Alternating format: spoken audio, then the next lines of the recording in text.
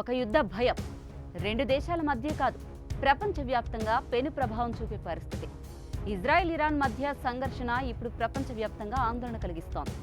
యుద్ధం అన్నాక గెలుపోవటంలో ఉంటాయి, కానీ ఇజ్రాయెల్ యుద్ధంలో ఇరాన్ గెలవడం కష్టమని నిపుణులైతే చెబుతున్నారు. అయితే ఇరాన్ ముందు ఈ యుద్ధానికి సంబంధించి 6 ప్రధాన ఆప్షన్స్ ఉన్నాయి. ఆ ఆప్షన్స్ ఏంటో ఒకసారి చూద్దాం. ఇరాన్ దగ్గర వేలాది క్షిపణులు ఉన్నాయి. వీటితో ఇంకా కొన్ని వారాల పాటు దాడులు చేయగలదు. అంతేకాదు, ఇరాన్ దగ్గర కొన్ని అడ్వాన్స్డ్ మిసైల్స్ కూడా ఉన్నాయి. వీటిలో కొన్ని ఇజ్రాయెల్ రక్షణ వ్యవస్థలను కూడా దాటగలవు. అయితే ఈ మిసైల్స్ చాలా తక్కువ సంఖ్యలో ఉన్నాయి.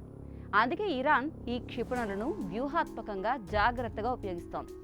ఈ దాడులు ఇజ్రాయెల్పై ఒత్తిడి తెచ్చినప్పటికీ కూడా పూర్తి విజయానికి ఇవి సరిపోవు అని నిపుణుల అభిప్రాయం. ఇక ఇరాన్ వద్ద వేలాది డ్రోన్లున్నాయి.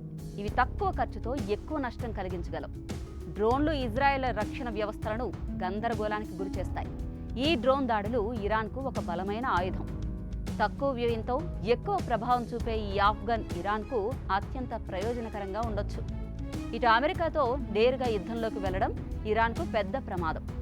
మిడిల్ ఈస్ట్లోని కువైట్, ఖతార్, సౌదీ అరేబియా ప్రాంతాల్లో అమెరికా బలమైన సైనిక స్థావరాలు కలిగి ఉంది. ఈ స్థావరాలపై దాడి చేస్తే అమెరికా తీవ్రంగా స్పందిస్తుంది. అమెరికా యుద్ధంలోకి దిగితే ఇరాన్ ఓడిపోయే అవకాశాలే ఎక్కువ. అందుకే ఇరాన్ అమెరికాను రెచ్చగొట్టకుండా జాగ్రత్తగా ఉండాలి. అటు ఇరాన్కు అత్యంత శక్తివంతమైన ఆయుధం స్ట్రెయిట్ ఆఫ్ హోర్ముజ్. ఈ సముద్ర మార్గం ద్వారా ప్రపంచ చమురు సరఫరాలో 20% రవాణా అవుతుంది. ఈ మార్గాన్ని మూసేస్తే చమురు ధరలు ఆకాశాన్ని తాకుతాయి. ప్రపంచ ఆర్థిక వ్యవస్థ గందరగోళానికి గురవుతుంది. ఇది ఇతర దేశాలను ఇజ్రాయెల్పై ఒత్తిడి చేయమని ఇరాన్కు సహాయం కూడా చేయొచ్చు.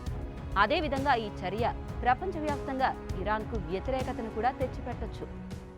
ఇక మరోవైపు ఇరాన్ విదేశాంగ మంత్రి ఒక ఆసక్తికర ప్రకటన చేశారు. ఇజ్రాయెల్ దాడులను ఆపితే ఇరాన్ కూడా దాడులను ఆపుతుంది. అయితే ఈ శాంతి చర్చలు అమెరికా మధ్యవర్తిత్వంతోనే సాధ్యమవుతాయి. అమెరికా మాజీ అధ్యక్షుడు ట్రంప్ ఈ చర్చలకు సిద్ధంగా ఉన్నట్లు సూచించారు. శాంతి మార్గం ఇరాన్కు యుద్ధ నష్టాలను తగ్గించే అవకాశం ఇస్తుంది. ఇక చివరిగా శాంతి చర్చల కోసం Iran, Kuwait, Qatar, Saudi Arabia, Turkey వంటి దేశాలను మధ్యవర్తులుగా ఉపయోగించుకోవచ్చు. ఈ దేశాలు ఇజ్రాయెల్కు నేరుగా శత్రువులు కావు, కాబట్టి ఇవి ఇరాన్కు మధ్యవర్తిత్వం చేయడానికి అనువుగా ఉంటాయి. ఈ దేశాల సహాయంతో ఇరాన్ ఒక్క రాజకీయ పరిష్కారం వైపు అడుగులు వేయవచ్చు. మొత్తంగా చూస్తే ఇజ్రాయెల్తో సంఘర్షణలో ఇరాన్ ముందు 6 మార్గాలున్నాయి. క్షిపణి దాడులు, డ్రోన్ దాడులు, అమెరికాతో ఘర్షణ నివారణ, స్ట్రెయిట్ ఆఫ్ హోర్ముజ్ మూసివేత, శాంతి చర్చలు, అలాగే మధ్యవర్తుల సహాయం. ఈ ఆప్షన్స్లో ఇరాన్ ఏదెంచుకుంటుంది? అది ఇరాన్ వ్యూహాత్మక నిర్ణయంపై ఆధారపడి ఉంటుంది. ఈ సంఘటనలు ప్రపంచ రాజకీయాలను, ఆర్థిక వ్యవస్థను ఎలా ప్రభావితం చేస్తాయో చూడాలి.